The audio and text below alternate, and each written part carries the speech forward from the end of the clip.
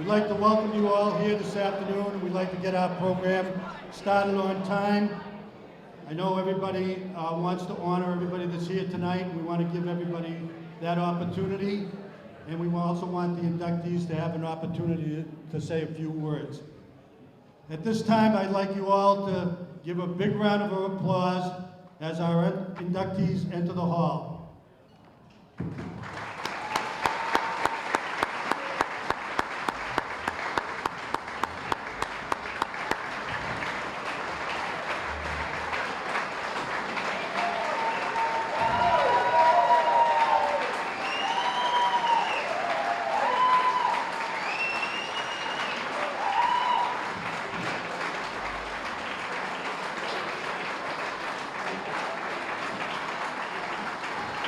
Right up in the middle, yep.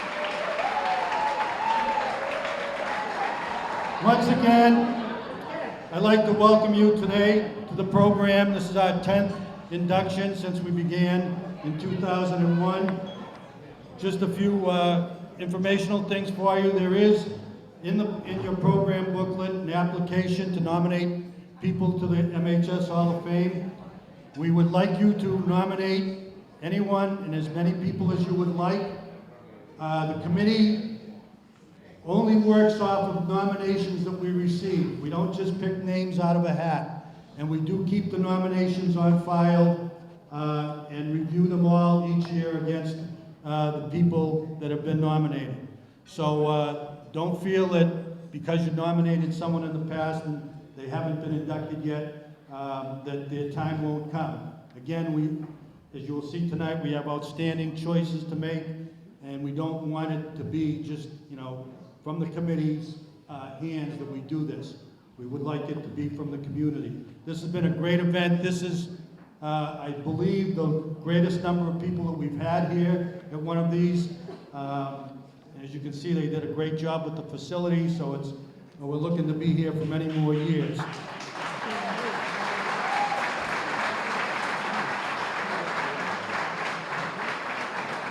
Just a little bit about the program. After dinner, we are going to start the inductions, and what happens is we show like a 2-minute video clip of the inductees, and then we give them an opportunity to come up and say a few words to you. We'll go pretty much the way it is in the program as far as the order. I'd like to give special thanks to 2 people from the class of 2003, excuse me. My son Chris Sakilli, who helped put together the video, and Chris Villani for the voiceover. Chris, as you know, does quite a few things for ESPN and WEEI. He's really involved with the sports world, so he every year will do the voiceovers for us. And finally, I'd like to thank our selection committee who are listed there for all their help and the deliberations to make this possible. One thing, as you do nominate people, as you will see, it gets a little time-consuming putting together the bios and the video presentation. So the more information you can provide us, the better off I am, and the easier it is to put things together. We hate to chase people down and try to find out what their records were, what their achievements were. Fill out that information as much as you can when you send in the application. We don't like to just go by names. Somebody pulls a name out of a hat and then you say, well, I remember he did this, she did that. That doesn't work when you have great competition to choose from. Okay, so without further ado, we will have our dinner served and hopefully get through the program and honor everybody for their achievements. Thank you.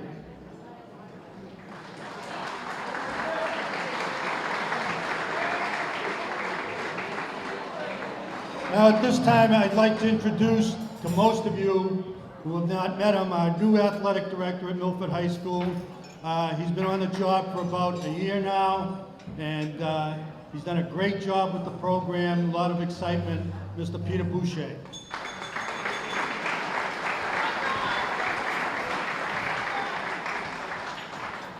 Thank you, Nick, and thank you, everyone. I will be as brief as possible. I will tell you that It is an absolute privilege to be the athletic director in Milford. I can tell you that I went after that job with a furious tenacity. Having grown up next door in Norfolk and Rentham, I guess it's safe to say it here, we didn't like playing you guys. We did not like playing Milford. You know, it was a tough town, we knew it, and we knew we were gonna have a tough time every single time we played Milford. It's a privilege to be the athletic director because Milford is very serious about athletics. And not only serious about athletics, a lot of towns talk about being serious about athletics, but Milford supports athletics and they expect excellence. And I knew that was going to be a good match for me, so I'm thrilled to be here today as your new athletic director. But I want to tell you, I'm thrilled to be in the presence of such greatness. This most likely, you know, it sort of warrants a Academy Award feeling for Milford athletics. I've been to a couple of these from my hometown. And I've gotten to know a lot of the Hall of Famers from past. I'm excited to meet some of the future Hall of Famers today, but I want to say to you, to the folks that are being inducted today, thank you for being great athletes. Thank you for your commitment to excellence. But I also want to say I've heard a lot of great stories about you, and I want to thank you for being great people. Because I think great athletes spill over. They're great citizens, and you are great role models for our kids now, for the student athletes of the 21st century. Your plaques will go up on what I call the Wall of Fame, and I think that's a tremendous, tremendous accomplishment. So thank you for what you did. Thank you for what you are doing. I congratulate you. Have a great afternoon. And before I turn it over, I think we should absolutely give a round of applause to Mr. Nick Zakilli for pulling this all together.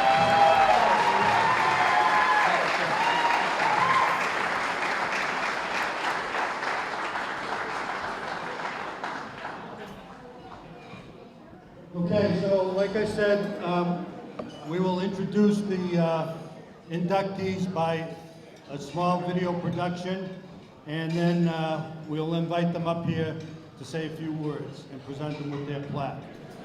And these plaques, one of them goes to the inductees, and one of them will go up on the wall at Milford High School at gymnasium entrance, and you'll be immortalized forever. Okay, our first, excuse me, Carl's interrupting again. Our first inductee, Alyssa Balboni. Alyssa Balboni, class of 1997. Alyssa Balboni was a multi-talented three-sport athlete during her career at Milford High School. A 3-year starter on the soccer pitch, she was also a 3-year varsity contributor on the basketball court. Alyssa, however, made her mark on the softball diamond, where she was a 4-year standout both in the field and at the plate. The fledgling soccer program qualified for tournament play for the first time ever during Alyssa's freshman year, and she was a key contributor as both a midfielder and forward during her subsequent 3 years with the varsity. The team improved on its performance each season, advancing as far as the sectional semifinals during her junior year. Alyssa used her quickness and defensive prowess to earn time as a sophomore on the very successful 15-5 basketball team that advanced to the sectional semifinal. She again played a significant role off the bench the following season, helping the team to a 19-5 record, a mid-watch league and central sectional championship, the best showing ever for a girls basketball team. She was co-captain of the team as a senior. As her recognition as a 4-time Mid-Watch League and 2-time Worcester Telegram All-Star will attest, Alyssa was one of the best softball players to ever graduate from Milford High School. She was in the middle of the action defensively as a sure-fielding third baseman and was in the top 2 on the team in hitting all 4 years, compiling a career average of over 400. A senior captain, she was also the first MHS player to compile over 100 hits during her career. Alyssa earned both Team MVP honors and the Tony Carrera Coaches Award as the top female athlete during her senior year. Alyssa continued her athletic career at Anna Maria College, where she was not only the softball MVP all 4 years, but also served as class president for 3 years.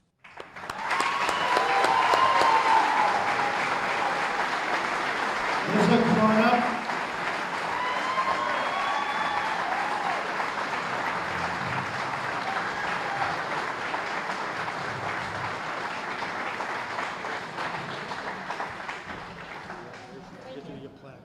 All right, thank you. Great, I have to go first. All right. Well, first of all, I want to start off, of course, thanking my family. When I was a kid, there was a mentality ingrained in me from such a young age in the lessons that I learned. I remember being at home and my brother was out playing basketball with his friends, and they wouldn't, of course, let me play. And I remember walking in and I said to my parents, can you go help me? And they're like, what are you doing? And I said, Andy's not letting me play. They're not letting me play. And I was little, and I remember my dad looking at me and saying, what do you want me to do about it? And I was like, go get the ball. They taught me from a young age that no one was going to hand me anything, and that whatever I did, I had to work for. And that mentality carried me through to high school, where the coaches that I had were probably the toughest coaches, and it started when I was actually in T-ball with Coach Matt Holmes, who's here today. And then it followed me to high school, where I had Coach Steve Mancuso, Charlie Stand, and Bob Toki, which are probably the three toughest coaches, and they demanded excellence. And I have to say that without that mentality and without those lessons that were taught to me when I was young, I would not be standing here today. So I thank you. I appreciate it. Thank you.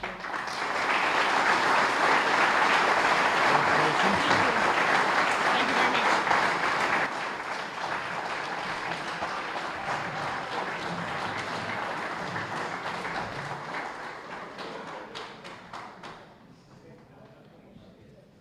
Our next inductee is Michelle Barris.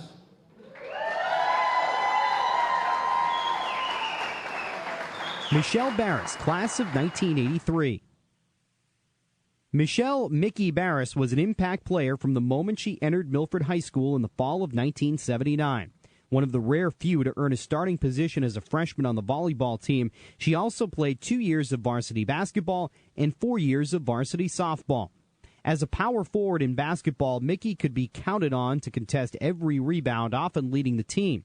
She was also a reliable scorer under the boards, and her offense helped propel the team to a 14-5 record and a place in the district tournament during her sophomore year. Mickey earned the starting third baseman's position as a freshman on the softball team.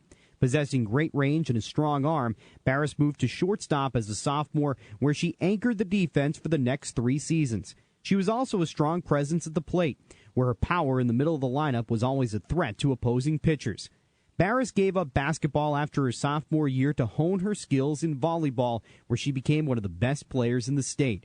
During her 4 years as a key player on the court, MHS compiled a record of 69-10, won 4 Midland League championships, captured 2 Central Mass championships, finished third in 1979 and second in the state in 1980. The 1981 team finished the year 18-0 and was considered the best team in the state, but due to budget issues, the MIAA did not sponsor a state championship that year. The 2-year captain's individual honors include 4-time Midland League All-Star, 2-time team MVP, 2-time All-State Tournament team, the 1981 District Tournament MVP, and 2-time Globe All-Scholastic. Mickey's talents earned her a Division I scholarship at UMass Amherst, where she continued to excel on the court.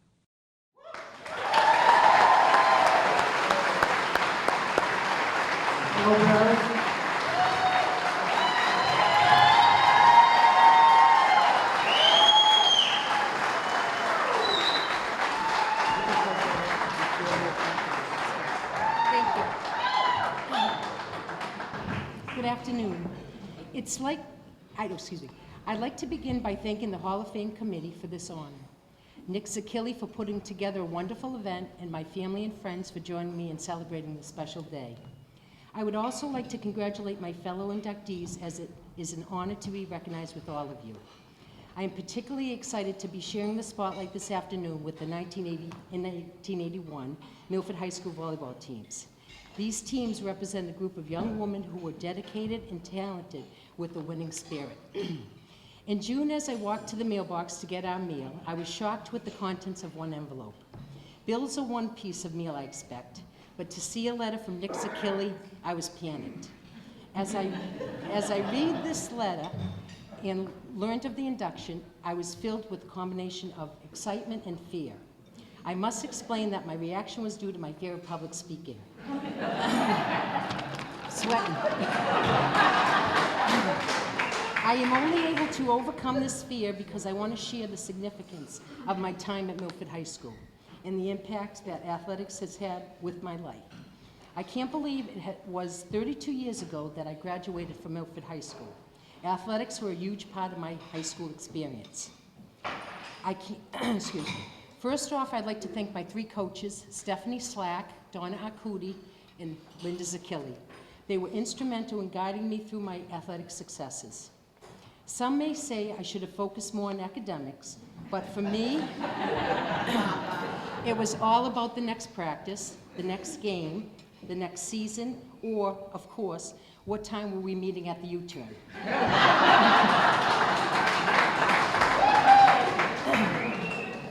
It was during freshman year that I tried out for Coach Zakili's volleyball team. Little did I know that this tryout would be a life game changer. I must thank Coach Zakili for giving me the honor of making the varsity team as a freshman. This was a huge accomplishment given the caliber of the talent at Milford High School. This began 4 years of learning the importance of managing my competitive nature, commitment to sports, taking the wins and the losses in stride. As I look back older and wiser, I have learned much from my coaches and teammates. These life lessons include working hard, learning from mistakes as well as successes, learning discipline, sacrifice, and most importantly, how to deal with disappointments. I think we can all relate to these lessons. I was fortunate enough to play volleyball, basketball, and softball at Milford High School. During these 10 seasons of play, I had many memorable moments. During the years of 1979, 1983, I was part of winning teams that included a great group of talented and dedicated players. I would like to mention some teammates who contributed to my success as an athlete during these years. Paula Lemieux, Laurie DiPaolo, Lisa Evangelista, Eloise DeSantis, Carrie Collette, Kelly Boldy, Stacy Brigioli, and finally Carla Oliva, to name a few. Special heartfelt thanks to Coach Zakili for giving that young freshman a chance, taking time to coach me, guide me, and prepare me for the future. You will never know how appreciative I was that you took me in time to college visits, sometimes in the least desirable locations. Although I don't know how you tolerated me back then, you helped ignite a spark in me that I am forever grateful. Thank you.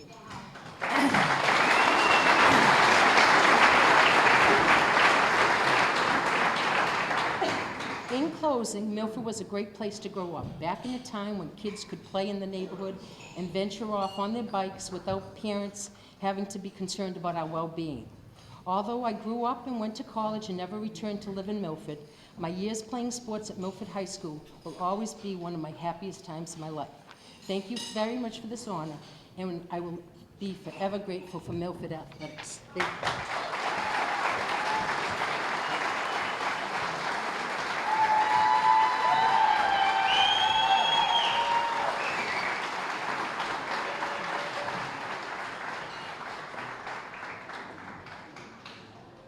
Our next inductee, Ernie Chaplin, class of 79. Ernest Chaplin, class of 1979. Ernie Chaplin possessed exceptional talent as a goalie in soccer and a catcher in baseball during his career at Milford High School. Playing two highly visible and stressful positions on the field, he always strove to win or lose with dignity while representing MHS respectfully. In soccer, Chaplin played at 5'10" and 155 pounds. His slight frame, however, was deceiving. He was an aggressive, instinctive keeper who earned the starting position as a sophomore and finished his high school career there as the senior captain. Ernie had a career goals against average of .90, turned in 6 shutouts as a sophomore, and helped coach Charlie Stan's teams to qualify for the district tournament all 3 years. His best game came in the Central Sectional Final in 1976, when as a sophomore, he turned away 16 shots on goal against a heavily favored St. John's team before Milford bowed out 1-0 in overtime. This helped put the fledgling MHS soccer program on the map. Chaplin earned All-Star honors in the Midland League, as well as the Milford Daily News and Worcester Telegram. On the baseball diamond, Ernie excelled as a defensive catcher and vocal leader in both his junior and senior years. A .280 career hitter, he helped the team to a 16-7 record during his senior year, as Milford qualified for the district tournament for what would be the first of a 37-year streak that's still going on today. After graduating from MHS, Chaplin played 4 years of soccer at Fitchburg State. During his sophomore season, he led the team to a 9-0-9 record, including 4 shutouts. This was the school's first tournament appearance in 25 years, and they made it to the ECAC Division III final. His best game as a collegian came in a 1-1 tie against Division I Boston University. Chaplin was named a MASCAC All-Star and selected to the All-New England team.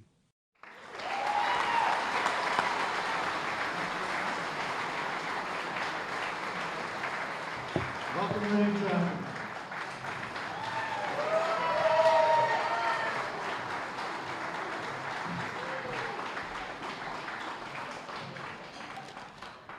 Thank you. Many years ago, I was flying back from a business trip, coming back from Puerto Rico, and I met a gentleman on the plane, and his son had lost that weekend. His son played for Harvard. He lost to Princeton. He said all day long, all they heard about was this kid, AJ, DJ, MJ. I knew something he didn't know. I knew there was an Italian running back down there named CJ Bricado. I said, would his name have been CJ Bricado? He said, yeah, that's the kid. He ran over us all day. That single story for me, in a nutshell, defines much about Milford athletics. It's the connections and the stories. It's the reputation and the people that we've all met along the way. And today I'm graced to be invited to join those inducted into the Milford High School Hall of Fame in years past. I was raised with 3 words, yes, please, and thank you. And today I get to say thank you to those people who have helped me along the way. To my former teammates, there would have been no individual successes without you. To the civic leaders of my time that we had facilities to participate in. And to the athletic community advocates that were around and helping out in the town. People like Steve Mados, who was always there to get a game going. To mates, it didn't matter whether it was a game of hardball, rubber ball, tennis ball, wiffle ball. Didn't matter if it was fungos on the ground or fungos in the air. It was Steve Mados who said to me as a junior, Chappie, you need a new mitt? I'll take you up to Worcester and I'll get you one. And he drove me up to Worcester. To my brother Dave, who always made time for me to be there for a game of toss, for a game on the ice hockey pond. To all the high school guys, to coaching my little league team. And my brother Dave also helped me with my first pair of goalie pads. I don't know, but they were white and they were girls' field hockey pads, and I never asked where they came from. To community sports advocates like coaches that I had, and they go way back, Mike Maeta, Jackie Parker, Dick Bavosi. The people who coached hockey, Jimmy Giacomucci. To Manny Tavares from the Milford Portuguese Club, who helped me play some of the finest soccer in New England and certainly in Massachusetts. To guys like Peter Filosa and Warren Heller, who put busloads of kids on buses during the summer to swim for the Milford swim team, where we would go into the ponds of Metro West before they called it Metro West. But Peter and Warren were instrumental in that. And also, I have 2 farm league coaches here today, one Steve Manguso and one Nick Sakili, who coached Dickey's Nightlight when I was 8 years old.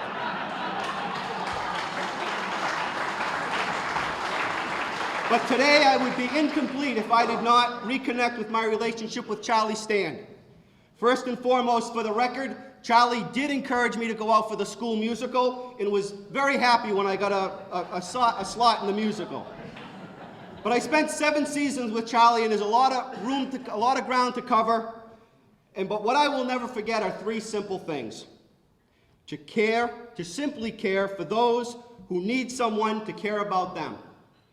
See, Charlie's actions and his insistence of always having a student from the special needs program at Milford High as part of our team spoke volumes to me, that we should never look and forget about those people. Nor did I forget before every game for 7 seasons, and I figure it's about 150 games, Charlie did invoke the Hail Mary, Queen of Victory, pray for us. So I learned that that was part of his whole shtick. And lastly, Charlie told me to always take responsibility for my actions and to never make excuses. And in all the games he coached me, he only had to tell me once to get my head in the game. But you deserve it when you get picked off first base with 2 outs. And did anyone really think I was going to steal? It's a real treat for me, though, to have my family, my friends here today, especially my mom. And I'm glad this is in the afternoon because she gets to take the afternoon off from raking her leaves on 21 Congress Terrace. Not bad at 87. Between my dad and her, they instilled the importance of showing up for work, doing your job, and being responsible. My mom, like Charlie, encouraged me never to make excuses and, more importantly, to shift when things don't go your way, when life tosses you those curveballs. And that's a lesson that Charlie and my mom and my family gave me. So by the actions of the people that I've met along the way through athletics in Milford, and the MHS athletics specifically, they successfully instilled in me the need to lend that helping hand, and I believe that Charlie would want that more than anything as the result of our times together. Thank you all, and let's have a great day.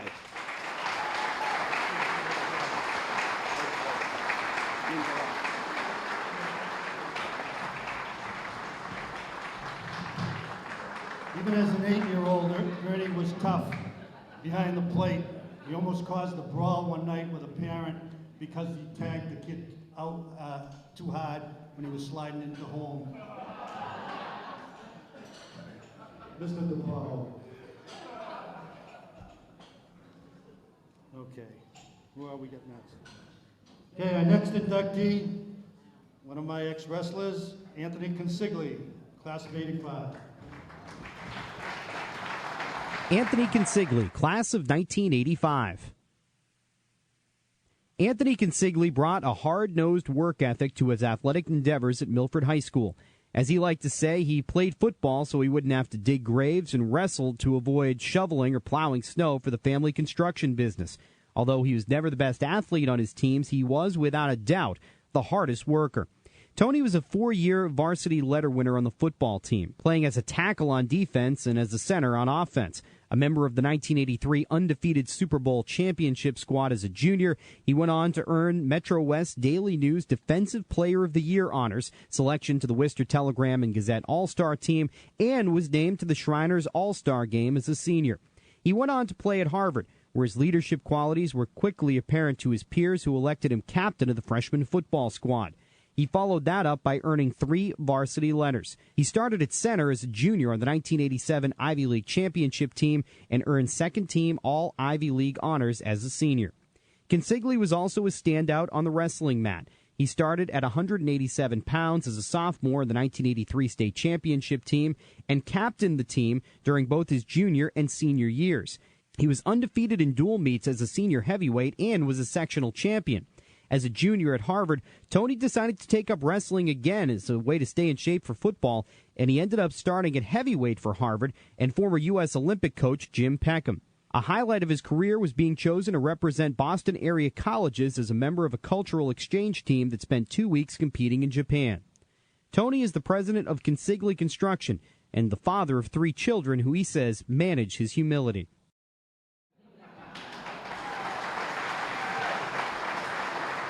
Come on up, Anthony.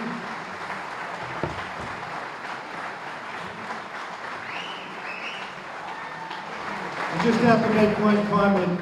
I was told earlier by someone that the only reason he was such a good wrestler was because of the battles he did with Brian Bergioli. I'm still doing those battles. First off, thank you to the committee for putting on such a great event and all the hard work putting in, and obviously congratulations to all the other inductees today. It's obviously very humbling for me to be included amongst the group of people that are part of the hall. 3 groups of people I'd like to thank specifically. First, my mom and dad. Main reason I've had any success in life is the hard work ethic and the character they instilled in me at the very early age. My brothers, Matthew and Andrew, also very successful in their own right, so obviously whatever formula they've had, it's worked. We grew up in a family construction business, and so spent a lot of time either digging graves, laying saw pipe, plowing snow, all kinds of fun things. Every summer would roll around. My brothers and I and a few chosen teammates would go to summer camp, but this summer camp didn't have marshmallows and campfires. It was laying saw pipe and raising manhole covers. But I will say that whenever football did come around, we were in better shape. We certainly had no problem with the yelling and the screaming. And you know, one of the highlights was going to Coach Dagny's to tell him that I was going to be late for practice because I had to cover a grave down at St. Mary's Cemetery. Why I chose him instead of Coach Breen, who was obviously a little bit easier, I'll never know, but such are the mistakes you might make. Anyway, second group of people, I'd like to thank all the coaches that I've really been honored to play for. Starting with Joe Arcudi at Pop Warner and moving through, you know, it'd be Coach Dagny's, you know, Coach Zakili, the now deceased Joe Restick, Jim Peckham, you know, and obviously Dennis Breen, who, you know, I never really told at the time, you know, while he was alive, how much respect I had for him, and I wish every kid who plays for a coach now takes that time and goes back and thanks their coach. I'd also like to recognize, I think it's Lou Verricchione, who I saw here tonight, who was one of the assistants at Harvard. You know, 55 years of coaching, spending time with kids, spending time molding kids is an absolute unbelievable achievement, and so thank you, Coach. It was great seeing you. Lastly is town of Milford. So when I left at 17, went to Harvard Square. I've only been to the city a handful of times. Milford was so special, I didn't really want to leave it. But so, you know, so I got to Harvard, and it was crazy. I mean, there's Hare Krishnas and street performers and street poets and parties all over the place. And you know, I got on the payphone. There were no cell phones back then. I was still a couple of years away, and I said, I'm never coming home. This place is great. And so, you know, but a funny thing happened. Over the years, you know, from time to time I would take friends back, tag along, come home, whether it be for the holidays or just to pay visits. And over time, more and more kids wanted to come back with me. They wanted to come back to Milford. You know, it would be, you know, going to the Sons of Italy for Oliva's Porchetta. They wanted to go to the Hoboken Club for a stag and have Sweet Lou Piazza's chicken and potatoes. Or, you know, they wanted to go to you know, the Hoboken Club. They wanted to go to the Manja Manja Club, eat Danny Leone's macaroni. It was the Portuguese Club for picnic and wine. You know, Harvard Square didn't have the Macchigiano Club. Harvard Square, they didn't have Mary Tessassini's Milford House of Pizza, God bless Mary, wherever she is. And more importantly, they didn't have the people, the colorful people, the real people that we have here in town. And so, you know, for every time I want to step back and I want to whine, I want to complain about town, you know, there's a lot of character here. And you know, I met my wife, wonderful wife of 25 years here, raised 3 great kids here, helped build a successful business here, and I've had a lot of friends here. So, you know, I thank the town, obviously, because it's a great place to lay a foundation for success for anybody. So in closing, you know, although this may seem like an individual award, it's really a celebration of a town, a special place where you can have great success not only in athletics but in life. And for that, I'm hugely appreciative, so thank you.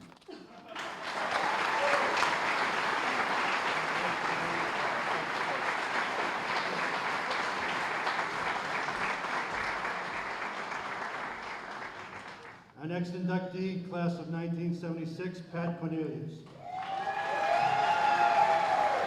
Patrick Cornelius, class of 1976. Pat Cornelius has long been considered the best high school lineman to ever graduate from Milford High. At 6'3" and 230 pounds, he was also a presence on the basketball court and on the track as a sophomore and junior before concentrating on football during his senior year. Cornelius earned a starting position on the basketball court as a sophomore. A Midland League All-Star as a junior, he was a ferocious rebounder who could score from the perimeter as well as drive to the hoop. He averaged 17 points and 9 rebounds a game for his career, with a career-best 29 points against St. Mary's. Pat threw the javelin and shot put for Coach Dick Pultz's Midland League championship squads, and his numbers were significant. He heaved the shot over 49 feet, finishing third in the district meet, and also had a top throw of 175 in the javelin. Cornelius, however, thrived in football, where his natural aggressiveness allowed him to play with reckless abandon, both on offense and defense. As an underclassman, he was the starting center on teams that went 8-1 and 8-2, just missing Super Bowl bids. As a senior captain, however, with NFL Hall of Famer Howie Long as his sidekick at defensive tackle and a talented group of athletes, Milford rolled to a 10-1 record that included a 42-14 triumph over Pittsfield in the school's first Super Bowl. A consensus All-Star and Parade Magazine All-American, Pat was chosen to play in the Harry Aganis All-Star Game and was recruited by all the major Division I colleges. He chose the University of Maryland, where he played on special teams as a freshman on a Cotton Bowl team. After off-field problems caused him to be dismissed from the team, he started at defensive tackle and long snapper on Utah State teams that went 8-3 and 8-2 during his time there. Pat also played in both the CFL and USFL before his career came to a close. He would later spend time at Milford High as both an assistant football coach and varsity indoor track coach.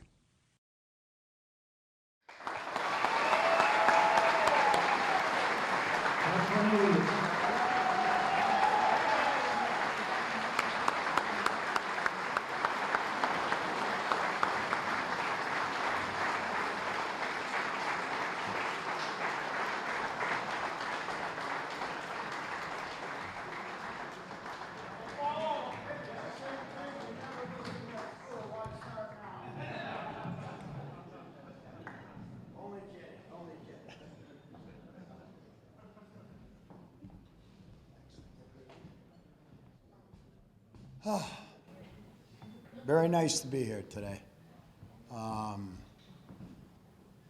First of all, I'd like to thank my teammates over there, because without them, I couldn't be here today. One thing we always did as a football, and we were a family. And those guys that are sitting there now, to me, our team was the toughest that there was, and that's how I lived my life. As you saw, I had a little issue with Maryland, so I got to Utah State. And in between, no one knows, I stopped at Eastern Illinois for, about, maybe 2.5 months. And most of that time, it wasn't like, you always hear this, he spent more time in the state pen than he did at Penn State. And hey, it is what it is. But I'm here today, very grateful. All the things that I coulda, shoulda, woulda, those to me are long gone. I'm happy for my friend Howie, who, we still stay in touch sometimes, me and Waxy. But life goes on. And yeah, you make mistakes. And my thing was, I burned the candle at both ends. Anybody in here that knows me knows that's the way it was, And we could get into some stories, but we don't need those now. A lot of people be running for the doors. Anyways, I would like to, wait a minute, Nick. You said keep it short? Whatever. No, I'm kidding. That's all empty. That's all empty. I'd like to first thank my family. My wife of 15 years now, Margaret Nealon.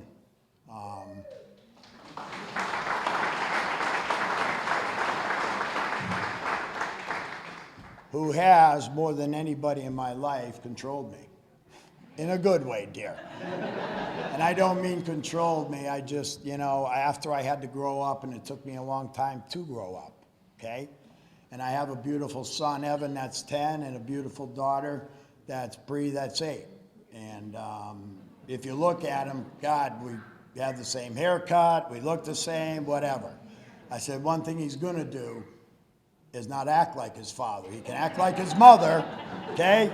There's two sides. When he gets on the field, I want him to be, see, I didn't have that switch that you could turn on and leave on the field.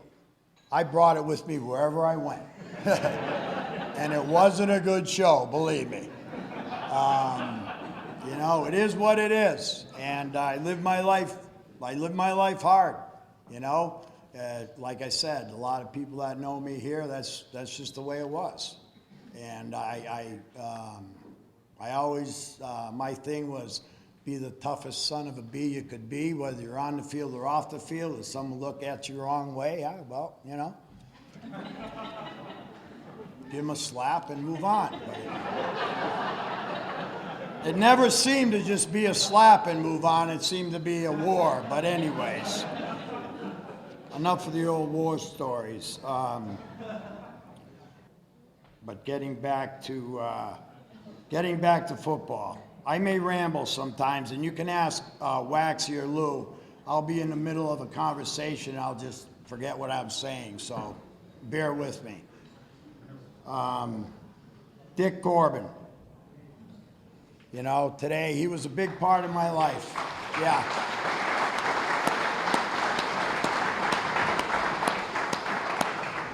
You know, Dick had his ways.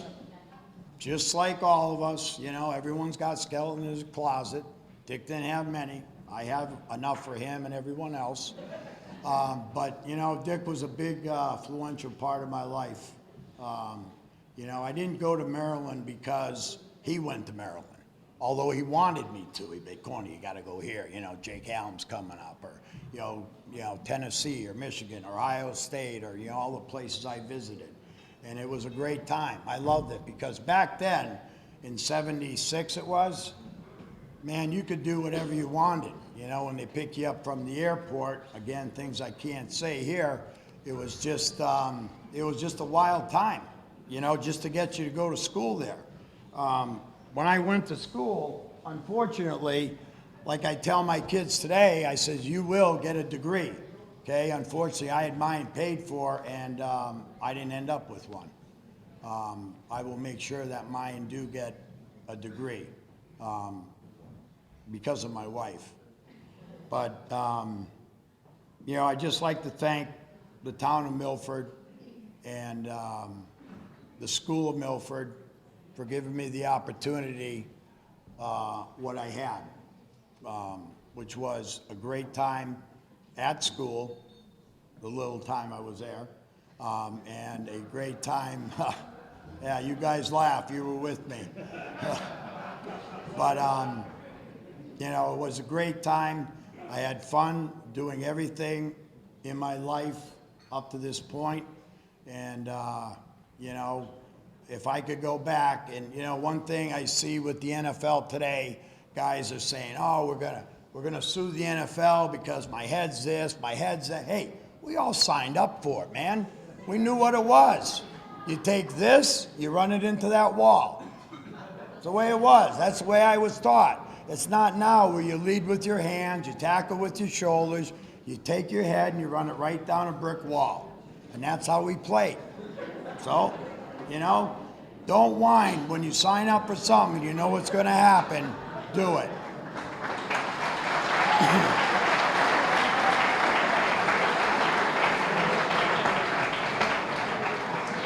I would be remiss if I did not mention Matty O'Connor, okay?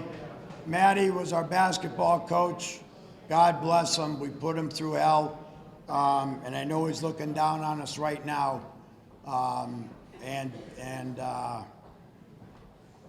You know, it was a great ride. It was a great ride, and all the money in the world and all the fame and fortune couldn't put me where I am today. It's truly, I've been blessed through my life to where I am up to this time right now. And I want to thank you for inducting me. Thanks.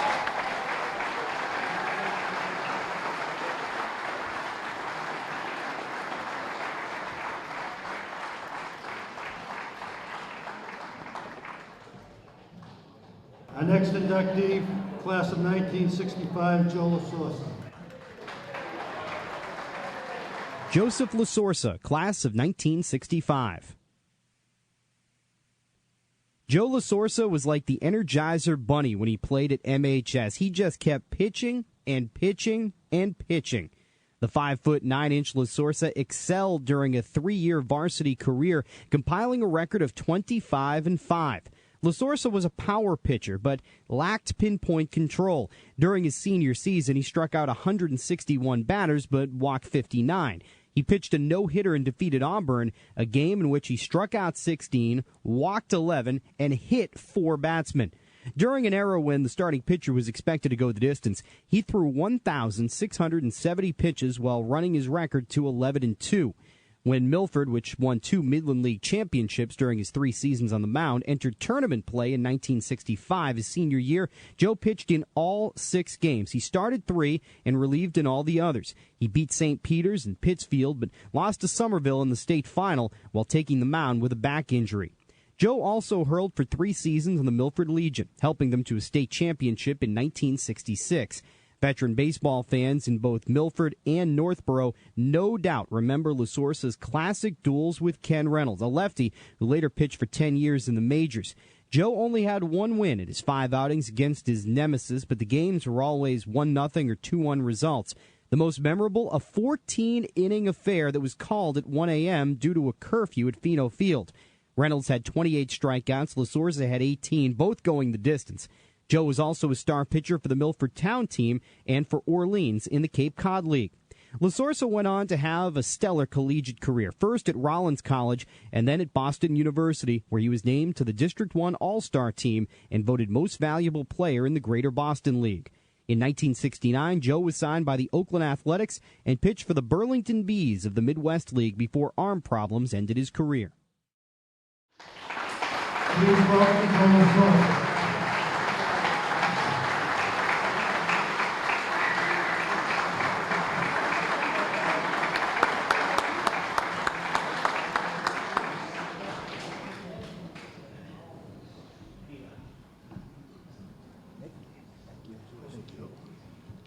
Thank you. That was greatly appreciated. I think some thank yous are in order. First of all, to my folks who supported me and endured my craziness during my pitching career. To the Old Timers Committee for the selection.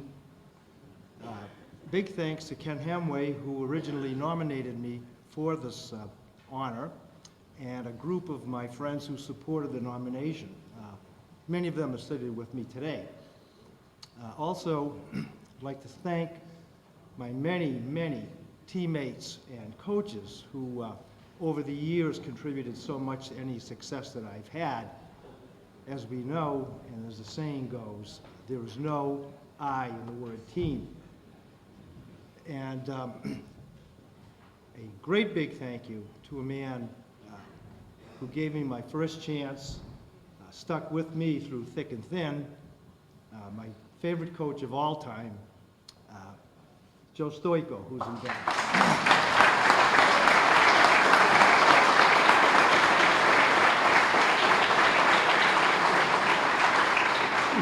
Thanks, Coach. And hopefully I won't take up too much time, but I did want to say a few words about the Milford baseball community. As we know, kids in Milford begin baseball in the system age 8, and they can continue in the system through age 18. The people in the Milford baseball community give tremendous amounts of time, effort, knowledge, and yes, money into developing these kids and teaching these kids how to play baseball in what I call the Milford tradition. The Milford tradition has been passed on from coach to coach, player to player over many years. It's focused on teamwork and baseball fundamentals, things such as base running, bunting, hitting the correct cutoff man, and things of that nature. The results of those efforts by the community are that the Milford high school teams combined with the Milford Legion teams have won more state baseball championships than any city or town in Massachusetts.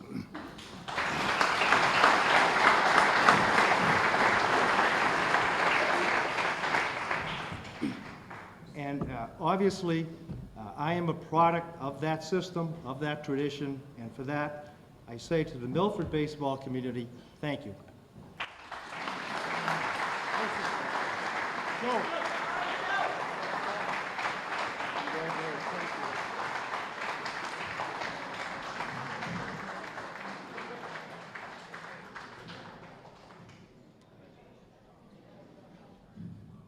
Our next inductee, also from the class of 1979, Susan Mastriani. Susan Mastriani, class of 1979. Sue Mastriani was one of several three-sport athletes who roamed the halls of Milford High School in the late 1970s, but one of the few who excelled in all three. She was a 3-year starter in volleyball and basketball, a 2-year starter in softball, and was a key member of multiple tournament qualifying teams. On the basketball court, Sue was a demon in the paint. At 5'9", she was a dynamic presence at center, averaging 14 points and 10 rebounds as a senior captain. A 2-time Midland League All-Star, she scored 28 points against Hudson to establish a new single-game record at the time and earned MVP honors for the season. She also helped the team to 2 second-place finishes in the Midland League, as well as qualifying for tournament play each year. Mastriani possessed a strong arm and great defensive skill as the starting left fielder during her junior and senior years for Coach Stephanie Slack's softball team. As a senior Midland League and Milford Daily News All-Star, she hit for a .540 average with 4 home runs, helping the team to a spot in the district tournament. Sue's above-average vertical jump, uncanny timing, and strong play at the net helped lead the rise of Milford volleyball to the top of both the league and state rankings. The team captured 3 Midland League and 2 Central Mass championships during her tenure. As a captain and team MVP her senior year, she led the squad in kills and blocks as the team finished state runner-up with a record of 20-1. Mastriani, a 2-time Midland League All-Star, also earned Daily News, Boston Herald, Boston Globe, and All-State recognition as a senior. Sue received a scholarship to play at Division I Springfield College, where she continued her volleyball domination. She not only led the team in scoring for 2 seasons, but also helped the squad to a regional championship and into the NCAA playoffs in 1981. She also played 6 seasons on the fledgling women's professional beach volleyball circuit.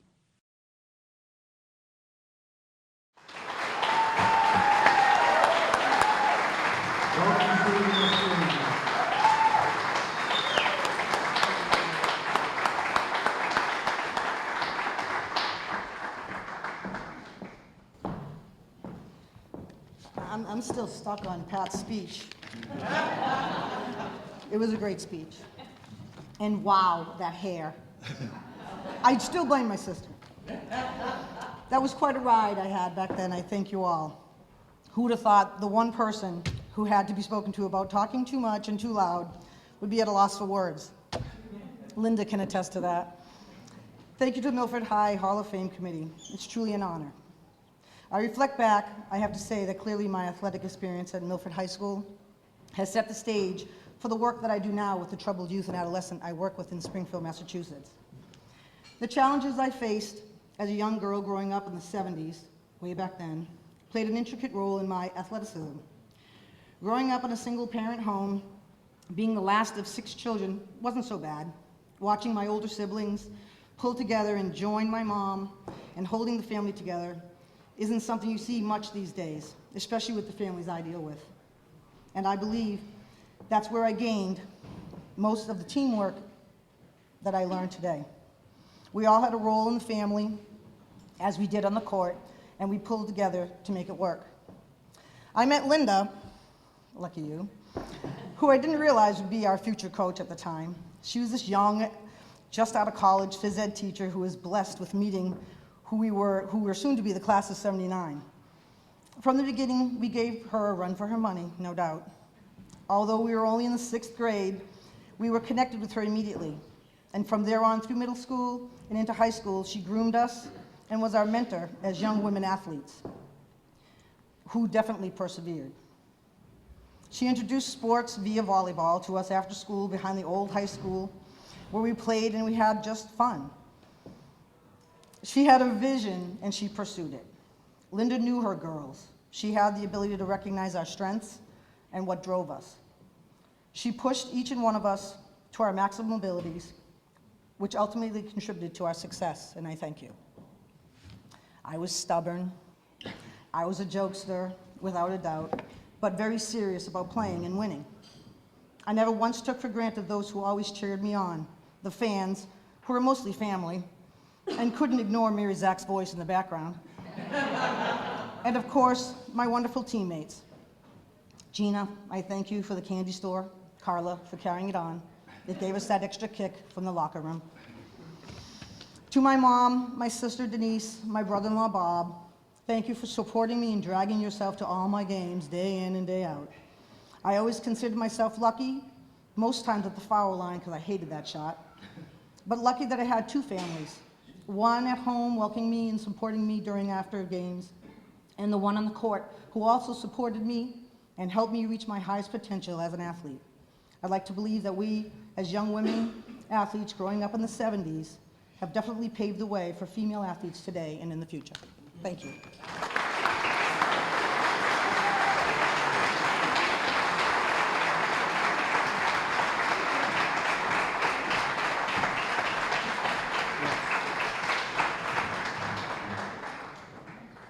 Our next inductee from the same class of 1964, Richard Pilla. Richard Pilla, class of 1964. Richard "Dickie" Pilla was without a doubt one of the top athletes at Milford High School during the early 1960s. In the words of fellow Hall of Famer Joe Stoico, Dickie's baseball coach, he was tough as nails and would run through a wall for you and give 110% all the time.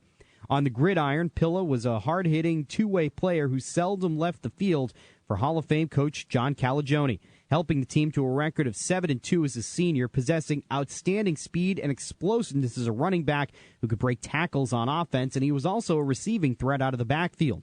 One of the best defensive players in the Midland League, Dickie holds the MHS record with 7 interceptions in 9 games during his senior year. He continued to play football for the semi-pro Marlboro Shamrocks and was selected to their all-decade team of the 1960s.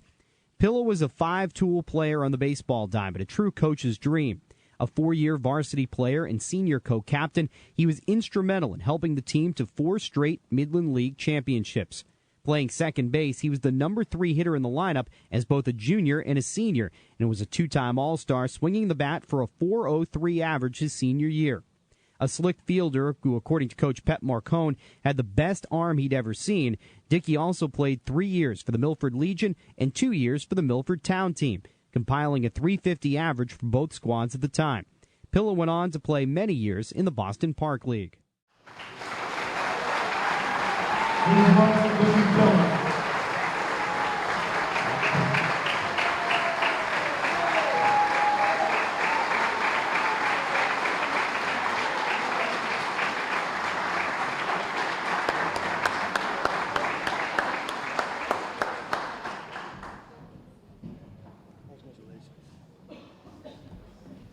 Thank you.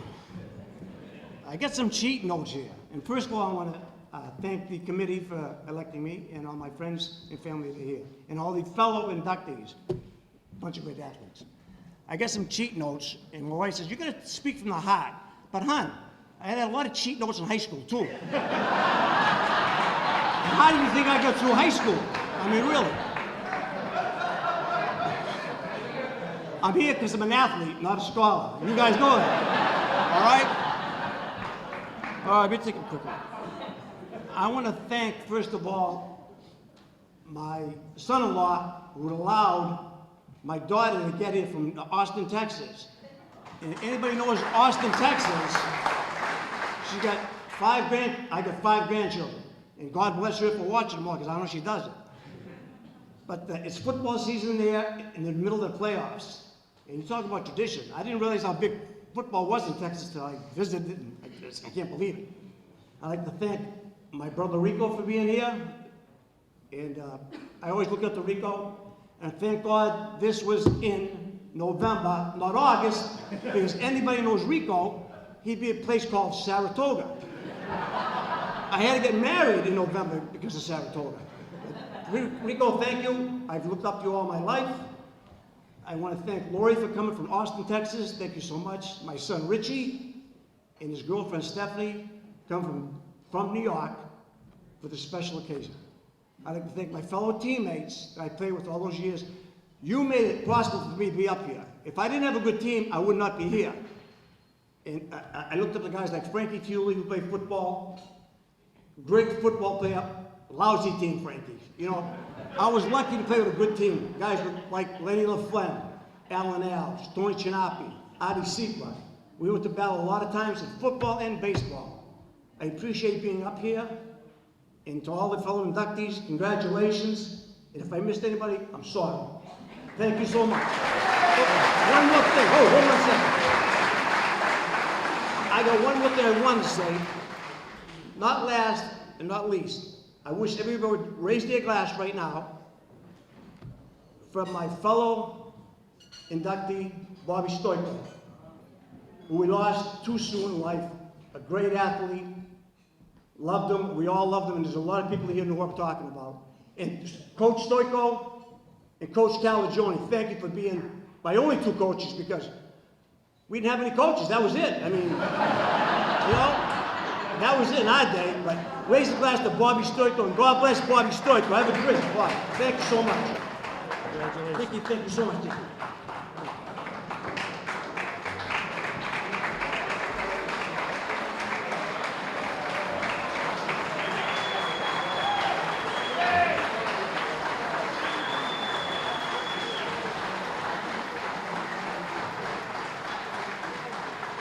Our next inductee for the class of 1988, Christopher Wilde. Christopher Wilde, class of 1988. Chris Wilde and championships just went hand in hand. A three-sport athlete, he played three high-profile positions, quarterback, point guard, and catcher, and he had key roles in the success of each of those teams. He finished his MHS career with 9 varsity letters, all-star honors in football and baseball, co-MVP in football, and 9 team championships. On the football field, Wilde was a true field general and a three-way scoring threat, leading the team to successive Central Mass Super Bowl victories in 1986 and 1987. A fiery competitor who could recognize defenses and run the option to near perfection, he also possessed an accurate arm. During his senior year, he threw 3 touchdown passes against Marlboro and Fitchburg and also saved an undefeated regular season, firing a 40-yard touchdown strike in a close win over Shrewsbury on Thanksgiving Day. On the basketball court, Wilde averaged 10 points and 8 assists per game over his career. During his junior year, the team finished 15-5, won the Clark tournament for the first time. They repeated the feat the following year, finishing the regular season at 17-3 and winning the Midland League Championship for the second consecutive year. He finished his career with his most prolific scoring night, a 22-point effort against Fitchburg in the district final. Chris had a .300 average during his 3 varsity seasons as a catcher, but it was his tenacious defensive style that stood out. A strong arm usually cut down any runner attempting to steal, and blocking the plate was a matter of life and death. Again, he led the team to 2 Midland League championships and 2 district tournament appearances. Wilde was also part of 4 Milford Legion Zone 4A championships. He continued his athletic career at Tufts, playing both football and baseball at a high level. Upon graduation, having played quarterback, receiver, and kicker, he was second all-time in scoring at Tufts and finished his career with a .325 average in baseball.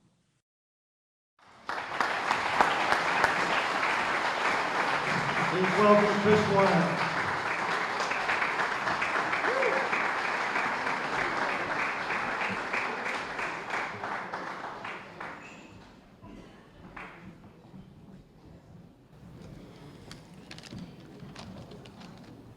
I have a few cheat notes too.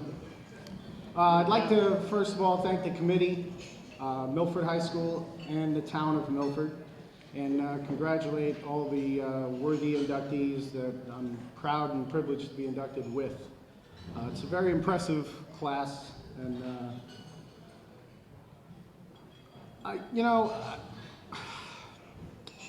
Chris Villani called me the other day just to get a little blurb, I think, for the paper, just to preview everyone who was being inducted. And after rambling for about 45 minutes on the phone with him at 7 o'clock in the morning, I realized I forgot to mention my parents. And I think it makes me think maybe I take them for granted, but I don't.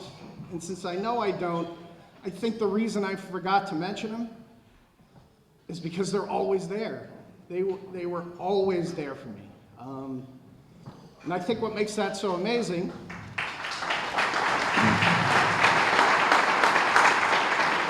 I had a sister 11 months older than me, another sister 11 months younger than me. Irish triplets, way to go. And then a brother 3.5 years younger than me. Oops. And my older sister played 3 sports, and my younger sister played 3 sports, and my father coached my little brother, and somehow I got to every game. And somehow, when I looked up in the stands, they were both at the game. And my sisters were at the game, and my brother was at the game. And so rather than, I felt a little guilty leaving them out as I was reading that article when my mother handed it to me. I just wanted to make sure that I let them know how critical they were to the whole ride. So it's not about me. One thing I think in my bio said, Chris Wilde is synonymous with championships. The 3 sports that I played, football, baseball, and basketball. In my opinion, there are no 3 greater team sports on the planet than those 3. I'm sure soccer players and wrestlers might disagree, but wrestlers are out there on their own on the mat. I wouldn't be here without my teammates, and I wouldn't be here without 3 of the greatest coaches, I think, in the history of Milford. And I know some of the previous inductees have mentioned their coaches. I sat down and looked at it, and I realized not only did I get to play for 3 coaches who were also inducted into this Milford High School Hall of Fame, and a 4th assistant coach, but coaches that are all inducted into the Massachusetts High School Hall of Fame. Think about that. Charlie Stan, God rest his soul, taken too soon. Dennis Breen, who took a shot on a 140-pound scrawny sophomore and thought it was a good idea to throw him out there as the quarterback of the football team. God rest his soul. And Goose, somebody keep an eye on him. We got to keep him around here. And then another piece of the puzzle and I don't think he truly realized how much of an effect he had on me at keeping me cool and reminding me of the right ways to do things, because sometimes my intensity could get the better of me out there, is John Dagnes. Another Hall of Fame coach who, Dennis was the guiding factor, but Daga kept me grounded. And I think it was a big part of it, because sometimes I could get a little worked up in the moment, and he made sure that my feet were still on the ground. So I do appreciate that. Again, it's a team sport. So I just, again, don't think it's about me. I just want to mention a few of my teammates and kind of bring them into this. And for those of you who knew the time that I played, you're going to listen to this list of names and you're going to be amazed, like I was when I started writing it down. And some of them are in this Hall of Fame, and some of them sure will be very shortly. That 40-yard pass against Shrewsbury to keep our undefeated season, that was to Chris Alves. That's Alan Alves' son, a phenomenal wide receiver. Mark Curran, Scott Fessler, who went on to Framingham State and broke every baseball and football record they ever had, he'll be in this Hall of Fame at some point. Todd Boldy, who was here earlier and left, broke every record as a running back. Nathan Elia, running fullback that year. Adam Miller, John Sturrock, David Pine, Jimmy Pine, NFL caliber center as my center. I dropped back, I didn't get sacked once in 13 games. How hard is it to throw passes when you're standing there watching him annihilate some kid who's 50 pounds lighter than him? Dave DiGirolamo and Scott Lanzetta that year, just a fireball of energy. I got to play basketball, and you can look at the picture in there. That's the 87 team, but also the 88 team was on this board over here. Stephen Weber, already in here. Mike Reed, Matty Palmer, who's here today. Craig Radcliffe, Todd Boldy, and the team that's getting inducted this year had Kenny Guyton on it. The only senior on that team, got the infamous Goose speech. A couple of you know what that's all about. And looked Goose in the eye and said, I'm going to come in and I'm going to help lead this team. And he was a tremendous leader for us that year. We won the Super Bowl in '86 and '87. That '86 team was led by two superstars whose kids are becoming superstars, and I get all excited when I see them. Eddie Vadirisian and Robbie Lanzetta. And for those of you who know, probably Robbie Lanzetta's kid is throwing touchdown passes left and right out there right now. I played baseball as a sophomore, got to start as a catcher, and was guided by Kevin Tempesta, Greg Allegrezza, and Jimmy LeBrun. Key Milford names and great role models for me going through the process of learning as a sophomore, you know, trying to help run a basketball team and be a catcher on a baseball team. And then from a baseball standpoint, Alfred Folio, Dave Hines, Joel Allegrezza, Mike Reed, just phenomenal teammates at every step of the way, and all legends. Two people very influential when I was young and hot-headed and intense and trying to channel my energies. Alan Alves, those of you who know him, tremendously calming influence, and I thank you for your guidance and your patience with me. And a guy who couldn't be here but picked up the phone this morning to congratulate me, Steve Matos. I heard him mentioned earlier. Probably one of the single most influential people when I was growing up, 9, 10, 11 years old, down at the town park, getting hot-headed on the basketball court, wanting to walk away from the game and having him calm me down and talk me through it. He hurt his hip working out. I was laughing because I used to work out with him and listening to Elvis tunes and going to the Garden Restaurant. And I, too, was brought by Steve Matos to City Sports to buy some catching equipment. And he told me literally, he hurt his hip, he didn't have a leg to stand on today. His words, so he couldn't make it, but he wanted to be here for all of us. And last but not least, my family. My sister's here with her husband, and my niece Sarah here to support me. My other sister came to see me yesterday. My brother has called me to congratulate me. It's the day he heard about the honor. And I am privileged to bring my daughter, my 12-year-old daughter with me today. My wife wasn't able to make it, and she made the trip up from where we live in New Jersey, and I just want to thank her for being here. She's where I channel my energies now. We got to win a championship together at 5th and 6th grade travel basketball last year, and she stole the ball at the end of the game up 2. Havlicek stole the ball moment, and it was a very proud moment for me. Now that I don't live them myself, I get to live some happiness through her successes. The last thing I want to say, I respect any kid who's maybe not the starter, but still goes out for the team. Those kind of guys are far more important to a team than even the guys who are playing the game, and I just want to recognize 3 of them. One is Scott Fessler, and I'll thank his parents for transferring that kid in 1986 from Queens to Milford, Massachusetts, so he could be a part of our team. He came in as a quarterback, pushed me that summer, made me be a better player, and then took the role of wide receiver and was just a great person to throw to. And then 2 other guys, Pete Blasio, who was a point guard with me and challenged me every single day in practice and tried to take my job, and because he was doing that, I became a better player, and Bobby Whitelaw, who did the same thing as a catcher my junior year and made me a better player.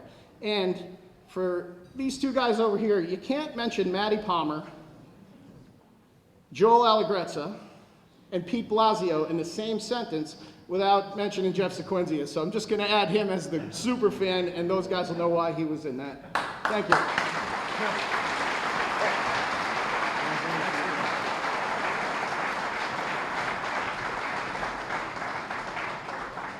Our last individual inductee for today, Peter Filosa, class of '67, contributor. Big contributor. Peter Filosa, class of 1967, contributor. It's safe to say that Peter Filosa's contributions to the Milford Public Schools, and in particular to the physical education and athletic departments, will never be matched by anyone, no matter how hard they try. A 1967 graduate of Milford High School, he was a co-captain of the football team during his senior year. Peter began teaching physical education in 1973 after graduating from the University of Connecticut.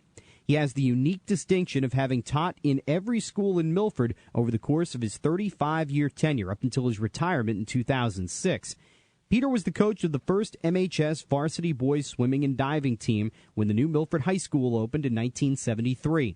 The first team, named the Hawk Aquamen, had 15 team members, 3 of whom competed in the New England Championships that season.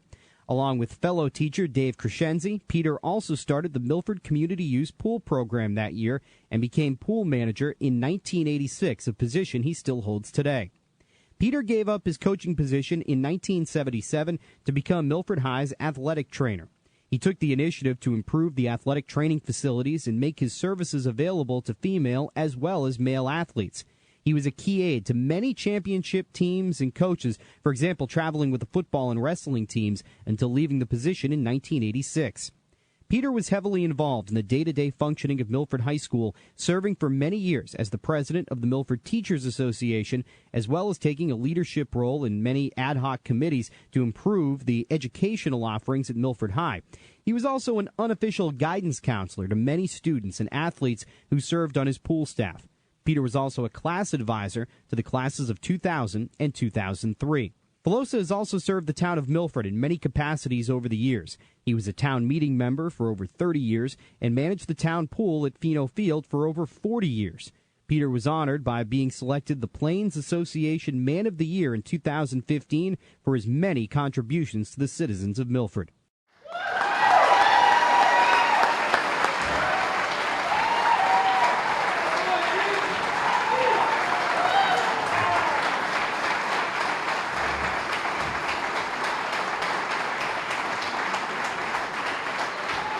Yes, plaid pants were big back then. I had a pair just like them.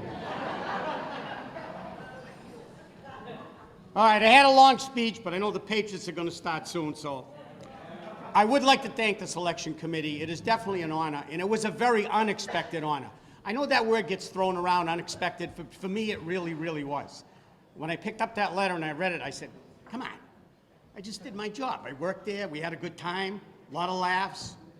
Again, I'm truly, truly blessed to receive this honor. Being put in the group of contributors kind of puts me in a very, very special group. There are only 2 other people, 2 people that I really respect, Stanley Jones and Steve Matos. So being with those gentlemen in the Hall of Fame makes it that much more special for me. I also looked, when it came time for the award, I said, what is a contributor? I said, I just did my job. So I looked it up in the dictionary, and it says, it's a share in bringing about something It's a sharing and bringing about something. Well, I had the opportunity to go into Milford High School when it opened, 73. So what did I contribute to? Well, you know what? I had a background in swimming. We needed a swim coach. So we started a swim program. That progressed on. After I got done with the swimming program, I was going to a graduate school with Tony Chinapi and Nikki, and we were studying sports medicine at the time. And the trainers, we had trainers, but it really wasn't a formal program. So I kind of jumped in there with Nick, Dave Chaplin, and from then on, I was the athletic trainer up until 1986. After that, though, when I became president of the Teachers Association, one of the things that I made sure with Nick was that the coaches, the athletic training program at Milford High was going to receive a lot more recognition than it ever had in a contract before. That's one thing I take pride in. The coaches needed to be paid more, and they are paid more. If I stayed a little longer, they'd even be getting paid more, but. So, and after a while, it's like anything else, and it comes 2006, and, Milford Public Schools says, it's time to move on. You got to get out. Back in 75, we also had the pool. I started the community use program with Dave Crescenzi. Again, how does that happen? How do you get involved in something like that? Well, again, we had a swimming pool. I was the swim coach. And the new Milford High School was built with the idea it was going to be a community center. So why not take advantage of the first thing that no community around us had and still don't have was a pool. So we started the community use program. and I'm still doing that one. So that's a love of my life. I don't think that'll ever change. I was fortunate enough to be able to, as I read the program today, I looked and I said, oh, you know what? I went to school with Joe LaSausa. That was way back when. I went to school with Dickie Pilla. I was a young man then, freshman. And then as I looked at the rest of the list, I had him in the training room, every one of the people on the list. So, like everything else, if you stay around long enough, you get to see everybody, right? So, I also would like to thank my family for joining me today, especially my wife. I couldn't have done any of these things without her. You can understand that all the things that I did, I wasn't home a lot. As you can see, me and Nikki were probably the first people who started the program of Bring Your Child to Work. That particular picture is a wrestling match, a tournament, a weekend tournament, and that's my son Jeffrey on my lap, because the trainer had to be there, you know, so we took our kids to work. I took all my other children, same thing. My son Doug is over here. I took Doug to work many times at the pool. One particular incident you'll enjoy. Well, actually it happened twice. I was supposed to be watching him at the pool. The famous words of my wife were, you know, be careful. You got Dougie at the pool. You know, just be careful. Watch him. You know how he likes to get into things. Sure enough, one afternoon, I'm at the pool with another gentleman, Walter Berkowitz. We're on the deck. Dougie's running around. Dougie decides that he's going to come to me. I'm near the diving board. But Doug thinks that he can walk on water. He's about 3 years old at the time, I believe. So he just cuts right across at the corner, right down. I couldn't make the save, but my good friend Walter Berkowitz reached in, pulled him out. Of course, now I have to bring him home soaking wet. And that also happened the second time, so I really never learned my lesson. You know, in closing, I again would like to thank the committee. This is truly an honor. I've had an opportunity to work, coach, teach, and associate with so many outstanding people in Milford that this is just a culmination of that, and I really do appreciate it. Thank you.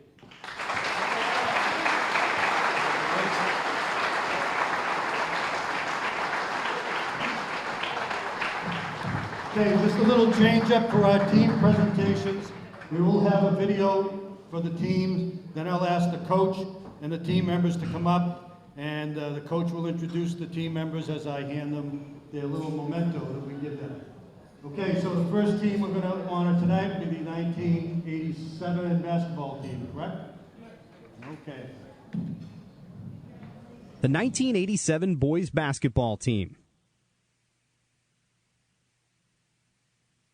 The 1987 Milford High School boys basketball team, led by head coach Steve Manguso, was the catalyst that propelled the program to the top echelon of high school basketball teams in central Massachusetts.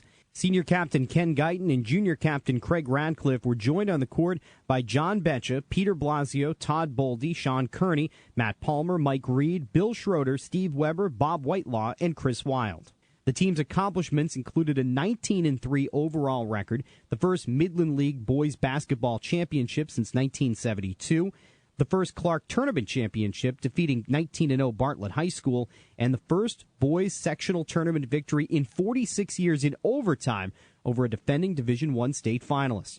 Mike Reed, Steve Weber, and Craig Radcliffe earned Midland League All-Star honors, while Radcliffe also earned Milford Daily News and Worcester Telegram and Gazette All-Star recognition.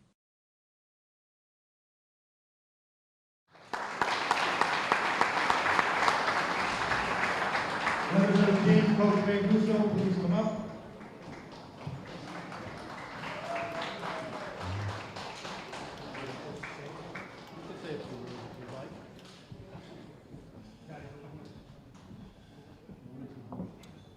Okay, we don't have a big turnout. I think we have 4 people living in Massachusetts, and 3 of them are here. No excuse. Yeah. This was, to me, the most important one of the most important teams. This started it. We were always third behind football and basketball, and these kids kind of took up the gauntlet. And as I tell young coaches, every coach needs to be saved by a team. And I was saved by this team. And, you know, sometimes you start out and you don't have talent, and I was lucky enough to run into these guys, and we did it together. And, you know, 46 years, we broke that streak and really started things going, and I'm truly will be indebted to them. Thanks, guys. Yeah. Craig Radcliffe, Maddie Palmer, and Chris Wilde.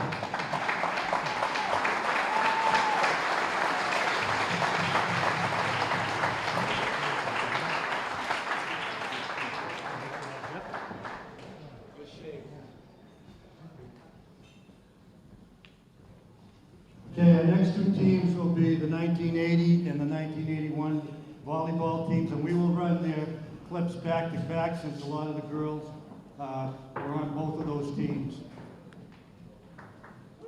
The 1980 girls volleyball team. The 1980 girls volleyball team was one of the most successful teams in the history of Milford High volleyball. Led by captains Sharon Andres, Pam DiDomenico, and Linda Vasile, the team returned to the state-level prominence it had first attained in 1978. Members of the team included seniors Lorianne DiPaolo and Mary Carroll, juniors Carrie Collette, Paula Lemieux, and Eloise DeSantis, and sophomores Michelle Barris, Kelly Boldy, Lisa Evangelista, and Lisa Shaner. Coached by Hall of Fame coach Linda Zakili, who was assisted by Donna Arcudi, the squad compiled an 18-0 record during the regular season, winning the Midland League Championship. In the Central Sectional Tournament, Milford swept its four opponents 8-0 in pool play before dispatching Algonquin 2-0 in the semifinal and topping Chelmsford in straight sets to secure the championship. At the state tournament level, Milford once again dominated in the first round of pool play. At this point, the MIAA allowed Amherst to enter the tournament as the first mixed-gender team to compete in a state tournament. Milford finished this round of pool play with a record of 6-2, earning the right to face Brockton, a team they split with during the prelims for the state championship. Brockton came away with a hard-fought straight-set win for the title, handing Milford its only loss of the year. Three members of the 20-1 team, Sharon Andres, Eloise DeSantis, and Carrie Collette, were named to the All-District, All-State, and Boston Globe All-Scholastic teams. Two members of the team, DeSantis and Michelle Barris, were named to the 17-and-under Massachusetts elite team that competed at the U.S. VBA Nationals in Nebraska. An indication of the talent on this team is that 7 members of the squad went on to compete at the college level. 1981 girls volleyball team. 7 players returned from the 1980 state finalist team to make the 1981 team one of the most experienced and strongest volleyball teams ever at Milford High School. Joining captains Eloise DeSantis and Carrie Collette were Gail Aquafresca, Michelle Barris, Kelly Boldy, Stacy Bergioli, Lisa Evangelista, Patrice Evers, Barbara Landini, Paula Lemieux, Mary O'Neill, Lisa Romagnoli, and Lisa Shaner. Due to the returning talent, Milford was primed to win its first state championship. Unfortunately, due to the passage of Proposition 2.5, local budgets were cut. Sports schedules were adjusted to allow for fewer matches, and the MIAA decided not to sponsor state tournaments for the next 2 years, ending competition at the sectional championship level. Faced with the disappointment of not being able to compete for a state title, the team took its frustration out on its opponents. They rolled to their second straight undefeated regular season, finishing 16-0 and winning the Midland League Championship. At the final tournament of the year, Milford and Holliston finished with identical 5-1 records in pool play, forcing a one-game playoff to determine the top seed for the semifinal round. Milford beat Framingham South in straight sets for its 17th victory, setting up another nail-biter against Holliston in the final. Milford rallied from a 2-1 deficit to win the final 2 sets and clinch the sectional championship and an 18-0 undefeated season. Eloise DeSantis, Carrie Collette, and Michelle Barris were named to the All-District, All-State, and Boston Globe All-Scholastic teams, while Coach Linda Zakili garnered Coach of the Year honors for both the Central Sectionals and the Boston Globe.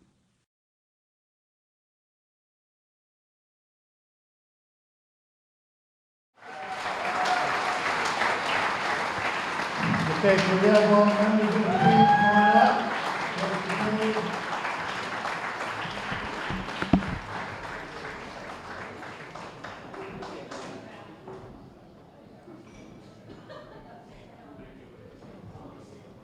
Okay, you can say a few words, not too many. Okay.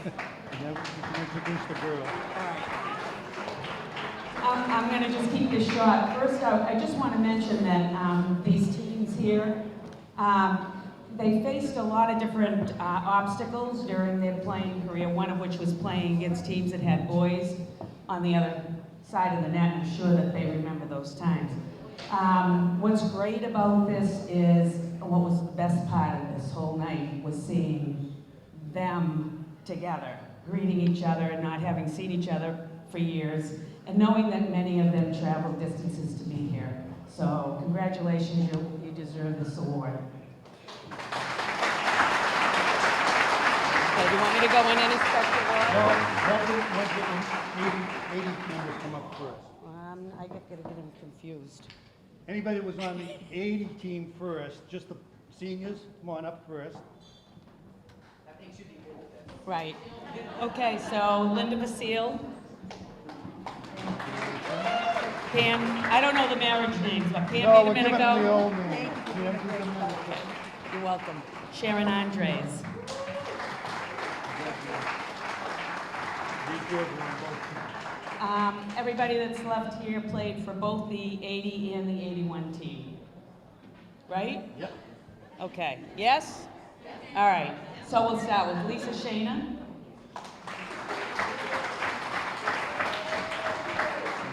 Carrie Collette. Mary O'Neill. That's just the 81, right? Lisa Romagnoli. This is 81, right? Oh, see? So you made a mistake. Okay. Paula Lemieux.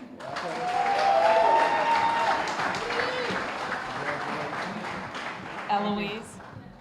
Thank you. Eloise DeSantis Kahali.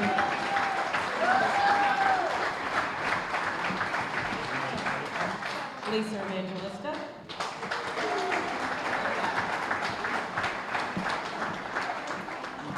Kelly Boldy.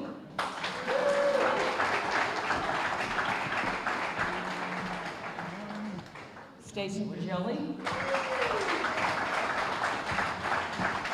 You just the 81 team or And Donna should be up here too, Yes, doing Donna. this. Where is she? Donna Rakuti, my assistant. Michelle Barron.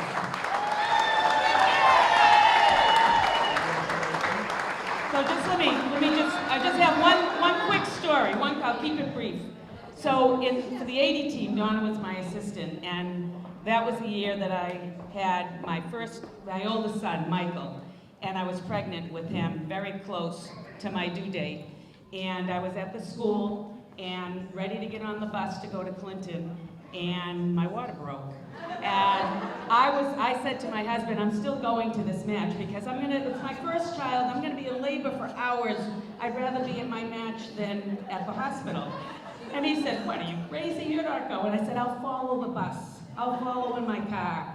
And yeah, and then if you're in labor, you're gonna drive back from Clinton. So Donna took the team. We won that match. That was our final match of the season. And I was unable to return right away because I had a C-section. She coached the team through the sectional championship that year, and then I returned for the state. So unfortunately, she only stayed and coached with me for a year, and I've been begging her to return ever since. And she's in the officials arena now.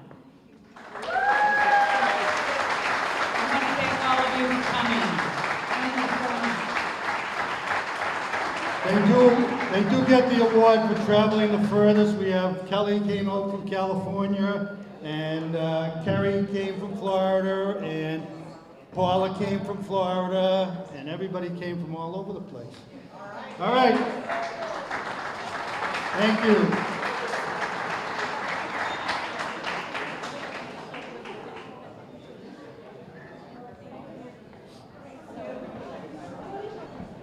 And before I do our final presentation, I would like to again remind you to get in any nominations you can, so we can consider them in 2 years. 2017 will be the next induction. And once again, thank you for coming. I know everybody will probably just get up and leave after the next one. So, without further ado, 1996 state champion wrestling team. The 1996 state championship wrestling team. The success of the 1995-96 Milford High School wrestling team was truly a team effort. Highlights of the season included capturing the following championships: the Milford Invitational, the Needham Tournament, the Midwatch League, the Division II Central Sectionals, and the Division II Massachusetts States. Team members included Mike Anantonio, PJ Basha, Dave Cedrone, Dave Claro, Kevin Driscoll, Justin Duft, Ryan Francie, Tim Francie, Mark Giampetro, Derek Halkett, Brian Callett, Adam Konvalenka, Steve Linnell, Dave Mazzucchelli, Steve Mazzucchelli, Bob McKellick, Bob Nashawati, Rick Nashawati, Mike Nofri, Tim O'Neill, Jeff Stewart, Ron Szymanski, Corey Testa, and Mike Zakili. The available talent, which provided the team with great depth, was unmatched by any of its opponents and proved to be the winning combination that spelled victory. Highlights of the season. Individual highlights during the season included Milford ruling the Division II Central Sectionals with 3 championships. Duft, Basha, and Halkett won second place with Steve Mazzucchelli, 6 third-place winners, 1 fourth-place winner, and 2 fifth-place winners. Having 8 of the 13 state tournament qualifiers in the tournament gave Milford a decisive team-oriented victory in the Division II states. P.J. Basha closed the season by winning the New England tournament at 160 pounds, Milford's first New England champion since 1978. Head coach Garth Yon and assistant coach Jim Asum had high praise for the ongoing confidence, outstanding effort, and immense camaraderie the team exhibited during the season. The 1996 Milford High wrestling team definitely had the time of their lives. Now, members of the team, come on up. Coach Ron.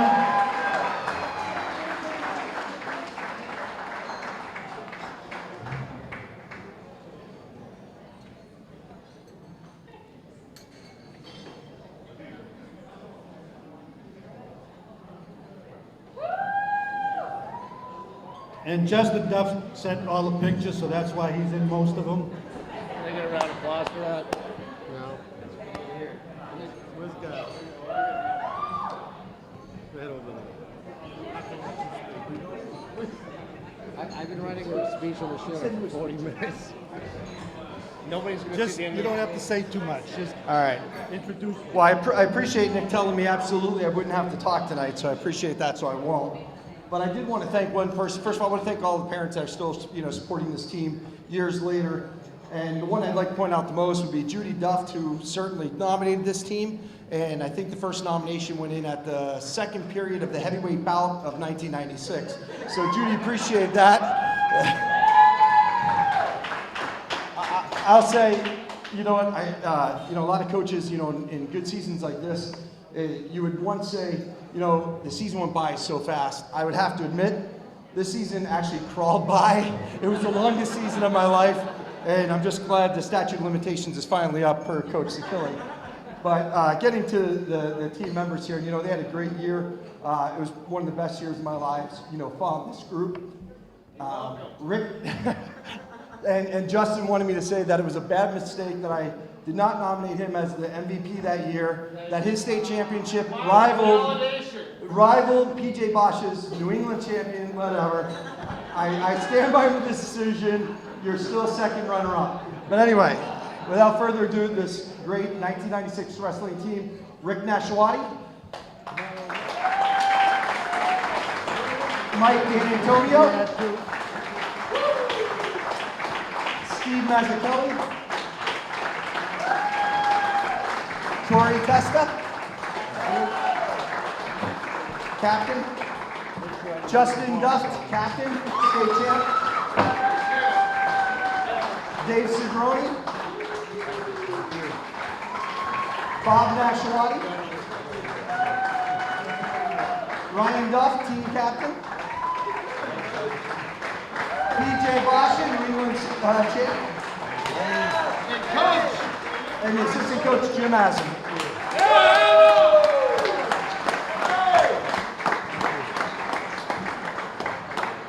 Thank you, Coach. Thank you. Appreciate it. Final comment, when I retired in 1994 and I handed this team over to Garth, I said, this is a state championship team, don't F it up.